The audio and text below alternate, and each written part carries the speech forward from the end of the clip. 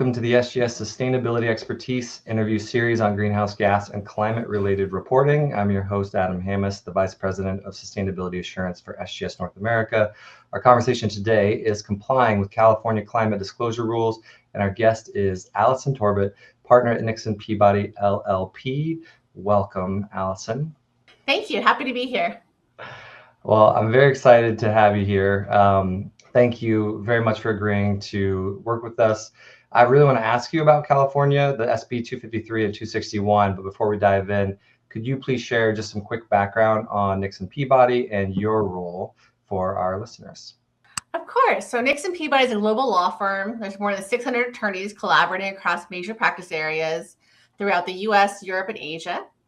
We collaborate with our clients that are companies, as well as the regulators, funders, financing parties, industry leaders, to foster connections and help our clients form alliances, identify opportunities, and minimize their risks. We help shape legislation and track key trends affecting our clients' industries to protect them from changes in political, economic, and social landscape, such as these climate change disclosure laws. Here at Nixon Peabody, I co-lead the environmental team, focusing on air, water, housing materials, and sustainability. I help to guide, find compliance options, enforce and defend enforcement, and also defend or sometimes bring litigation contexts. The vast majority of our team, including myself, have science engineering backgrounds. I was an aquatic ecotoxicologist before I became a lawyer, for example. So we help to bring our science backgrounds to our legal expertise and find successful and practical solutions for our clients. I also lead our legally green sustainability practice here internally, which means I facilitate our firm's own sustainability efforts in carbon tracking, as well as helping our clients guide and find their own compliance strategies for climate-related reporting, mitigation, and adaptation. Thank you so much for being here to break down this issue. The California Climate Disclosure Rules, SB 253 and 261, were originally published in 2023, and affected organizations are expected to begin reporting in 2026. Can you summarize specifically which companies are going to have to comply with these new rules? Yes, of course. So the 253-261 legislation was all about increasing corporate transparency about the climate issues. So 253 applies to US-based entities with more than $1 billion in annual revenue who do business in California. No, it's not necessarily $1 billion in annual revenue in California, but those two pillars, doing business in California and the $1 billion annual revenue. The California legislature thinks 253 will capture approximately 5,000 different companies. However, many smaller businesses will be part of that indirect compliance obligation. So for example, a larger business, just say a Walmart, that clearly has $1 billion annual revenue, does business in California, you may be selling just like one line of t-shirts to them. That line of t-shirts, even if it's very small, will actually be an indirect carbon emission for scope 3 of the Walmart's emissions. So in that case, you as a smaller business may be caught into it, even though you're nowhere close to that $1 billion annual revenue. In comparison, the SB 261 applies broadly to businesses with more than $500 million in annual revenue that do business in California. There, the legislature estimates you'll capture about 10,000 companies, including both public and private U.S. companies and some non-U.S. companies as well that do business in California again. Well, thank you. We just had an election, so I'll jump right to it. What are your thoughts as far as, I think the US SEC climate rule, gone, the White House federal supplier rule, not happening. Democrats did retain leadership in California, so SB 253 and 261 were going to take effect this year. Now they're delayed to 2026. What chance do you see of these California rules not going into effect, maybe based on the results of the election? I'd say slim to none. California definitely is continuing to plow ahead. As you just said, the Trump administration is already making changes to withdraw U.S. Participation in different climate change rules.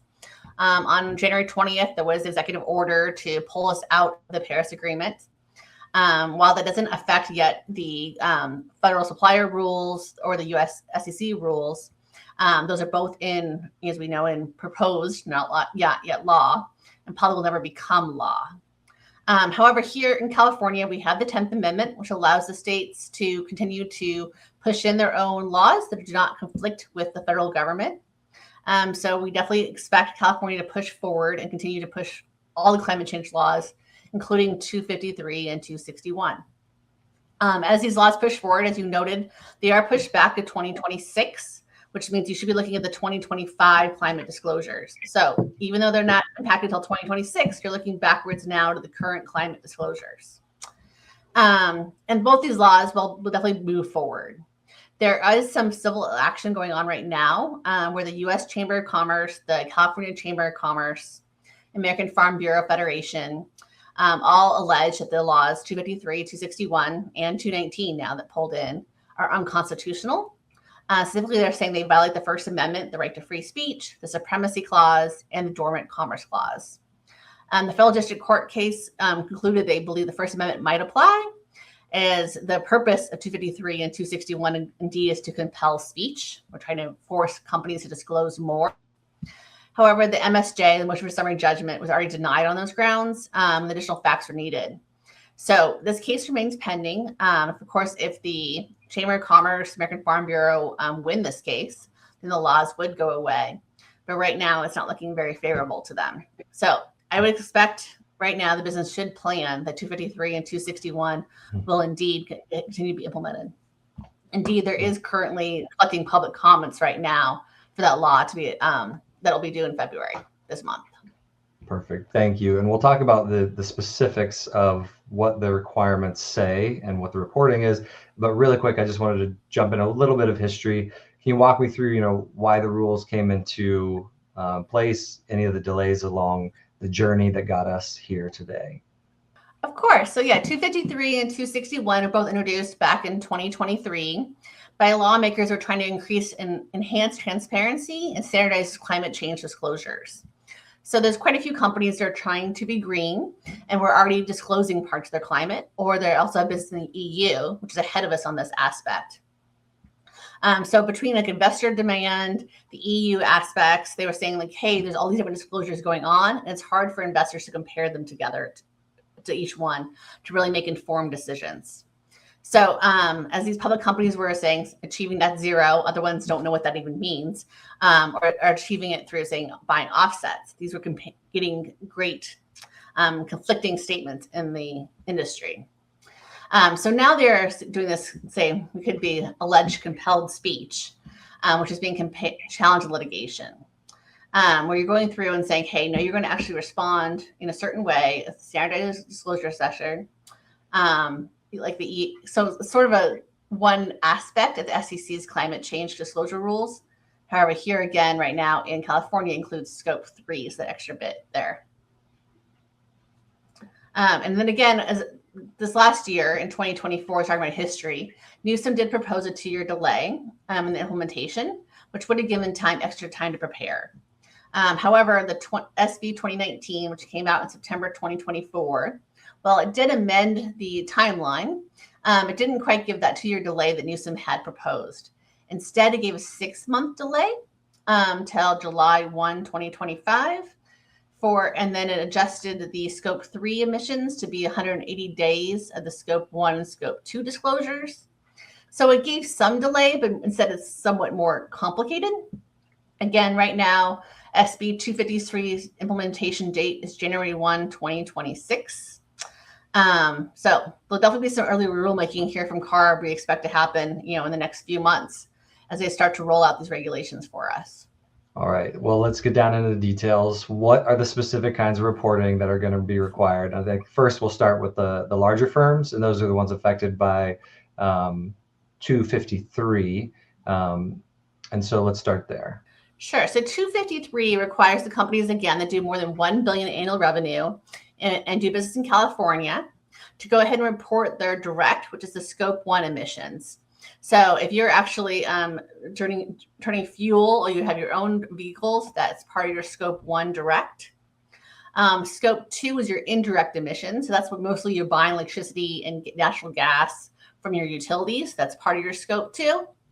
And then scope 3 is really everything else. So every mile of airfare you travel, every piece of paper you buy, every pen has a certain carbon emissions, which is part of that scope 3.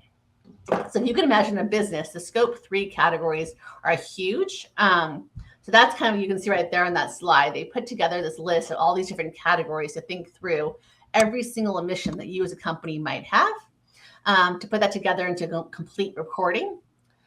In addition, there is a requirement to hire an independent auditor to come in and verify your emissions, and then you'll be submitting that data online. In addition, covered companies would publish reports on their climate-related financial risks on their website, so it's available to the public. That is comprehensive. Thank you. And what about the difference in reporting? If you're a smaller firm, I wouldn't say small firm, but smaller, you're still affected by SB 261. What would be the different requirements there? Exactly. So 261 only has businesses of more than 500 million annual revenue, and again, do business in California. And they're disclosing climate-related financial risks in a biannual report, so every 2 years. That will again be available to all consumers and anyone really on the company's public website. They are to disclose in relation to the Task Force on Climate-Related Financial Disclosures, TCFD. It's there on the slide for you. So they're matching those disclosures to think about like how will the climate change affect the business. It's kind of creating that analysis and then putting it forward for everyone else to see on that environmental impact and financial vulnerability due to climate change. And how do you see these two rules impacting the marketplace? So it's already starting to affect the marketplace. They said the EU is ahead of us. They're already requiring Scope 1, Scope 2, and Scope 3 emissions. So us as a vendor, including my own law firm, is already seeing requests from our European companies to give them our climate change disclosure data. As that increases, it will continue to probably go out as all these different smaller companies will be forced by their contracts to respond with their own climate data. As this goes through, it'll definitely change your emissions. As you see what's being, where the emissions are coming from, the idea is that hopefully you'll reduce those emissions. Figure out maybe you buy less paper and do more electronic saving. Maybe there's less mileage and you do more Zoom meetings like this instead of going to and from the a meeting location. So as they think about that, they'll reduce those risks. So hopefully in the end, there will be some sort of reduction in that climate change difference. In addition, for 261, it's thinking about how your company is affected by climate change or may be affected by climate change. So will you have sea level rise? Where will you still have a supply chain risk? And as you go through those things of everything that comes into your company and everything that leaves your company, and thinking about that, hopefully we'll have better planning, so we'll be better prepared for what's coming here in the future. Last, I will say that both 253 and 261 are definitely complex. They're requiring a deep knowledge of emissions and climate-related risks. And as I said, the 253 requires having a third party audit you. So we also will see a great uptick in those companies that are providing those services as the companies try to figure out how to comply with them. Thank you. And what tips would you give? These companies, maybe they've seen these before. Maybe California is the first time that they're actually going to be affected by climate disclosure regulations. What tips would you give to organizations that are going to be required to report in 2026? Definitely start talking to those vendors now. There's a lot of vendors out there that are there to give you sustainability expertise.